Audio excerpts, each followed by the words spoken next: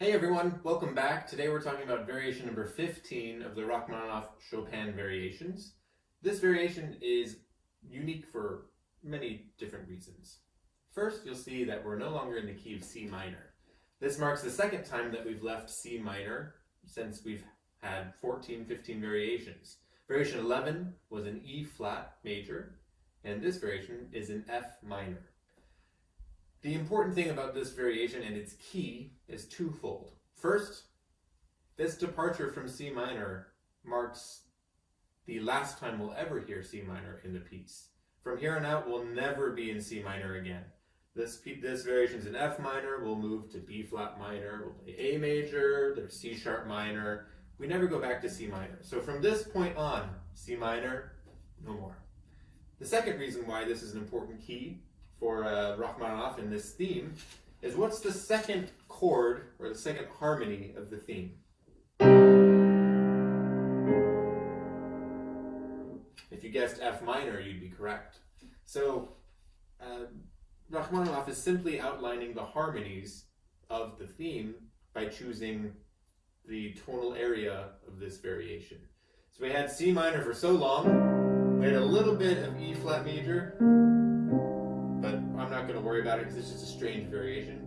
But from here on out, we're going to have F minor for a little bit. And it's just very, very interesting that he chose F minor because it just goes with the second harmony of the theme so well. Now, while we're talking about the theme, where is the theme within this variation? Well, first we need to see what kind of variation we have. At the top of the page, we have Allegro scherzando. Scherzos. Why would this be an important thing for Rachmaninoff to choose in a set of variations on Chopin? Chopin wrote 4 scherzos. This is basically an homage to those 4 scherzos.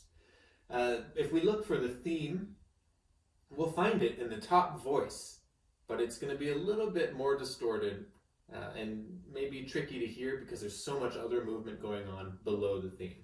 But if I just play the top voice, this is what you'll hear.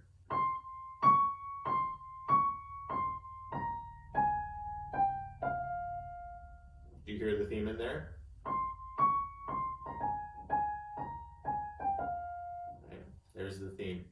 It's just, he oscillates between the first 2 notes a couple times. Our ear is not typically drawn to that voice since there's so much rhythmic motion happening beneath. So the rhythm that we really see here is dum ba dum bum, bum ba dum bum ba dum bum ba dum bum.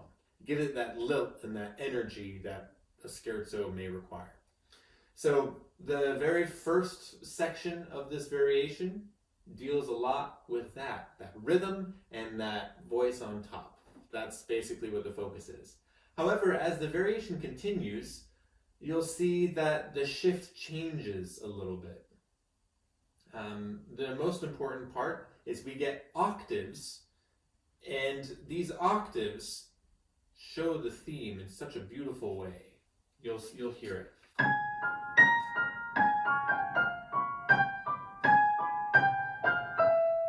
Right, do you hear it?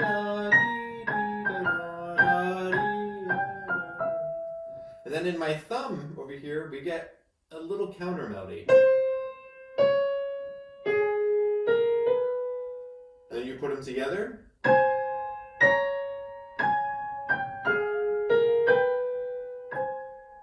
Makes such wonderful, wonderful counterpoint with each other. Now this variation ends in quite a blazing glory. We'll have this, where it's marked più vivo, we'll have this excitement moving towards the top register of the piano, and this chromatic scale all the way down to F. So it's really a self-contained piece. You'll notice that this is probably the longest variation that we've had. It takes up, I think, 3 pages on the score. So there's a lot to listen for, but it's really just the mood of scherzo that is important here, and the fact that we're in F minor. So listen to this little self-contained piece that is variation 15, and you'll hear some amazing things.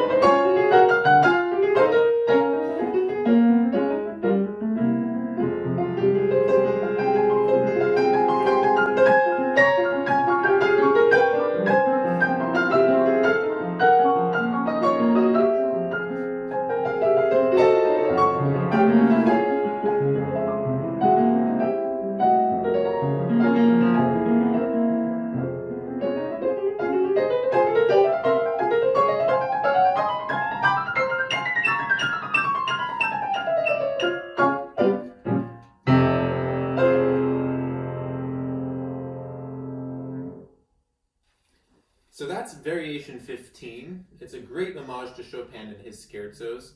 It's technically very challenging and just has a lot of rhythmic energy.